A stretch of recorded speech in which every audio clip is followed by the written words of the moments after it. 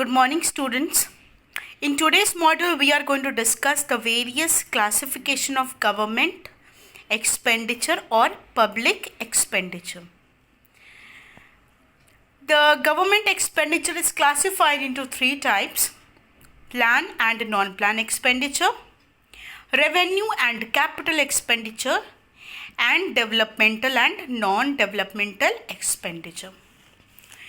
Coming to the first one, plan and non-plan expenditure.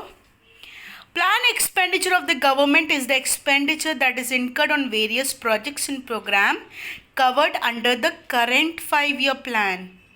Like we have plans for agriculture, rural development. See, every year, every 5-year plan made by the government has certain issues that have to be tackled.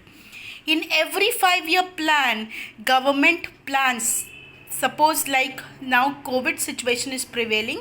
So in the next 5-year plan, the main aim of the government will be to strengthen the health infrastructure. So every 5-year plans, they try to incur expenditure on things like agriculture, rural development, health, social infrastructure, education, irrigation. So the expenditure done as per the plan mentioned in 5-year plan is called the planned expenditure. Coming to the non-plan expenditure, the non-plan expenditure covers all expenditure other than the current 5-year plan.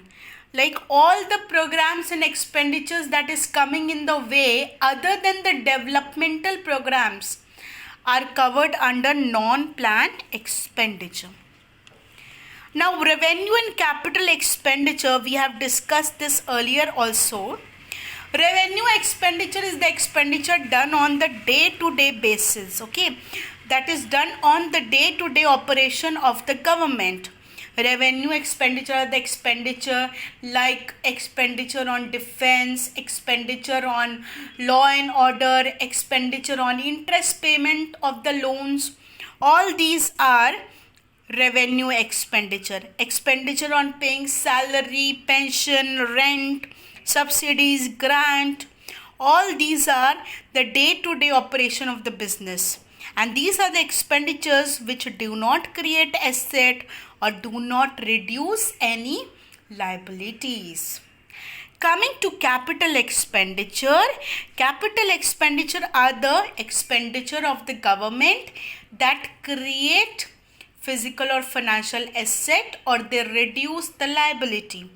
For example, if the government purchases land, if the government buys business, if the government is investing in public sector enterprise, okay, or the government is making dam, bridges, they are constructing various road, railway line, all these comes under capital expenditure.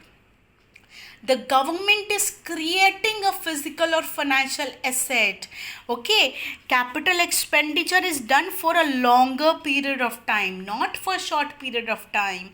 Capital expenditure is done for a longer period of time.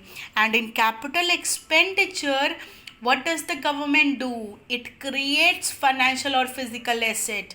Like I gave you the example, they purchase land, building, they invest in bridges, road, railway lines, various infrastructure facilities.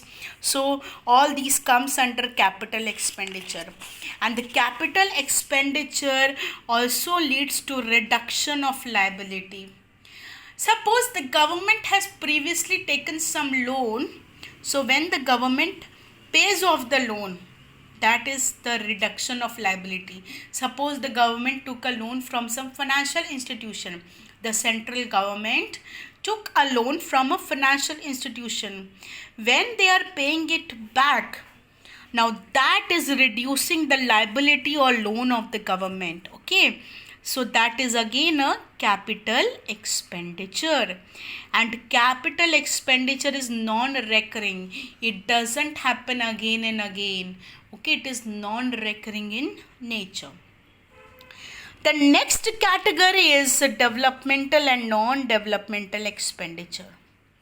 expenditure incurred on development of social and infrastructure development is called developmental expenditure.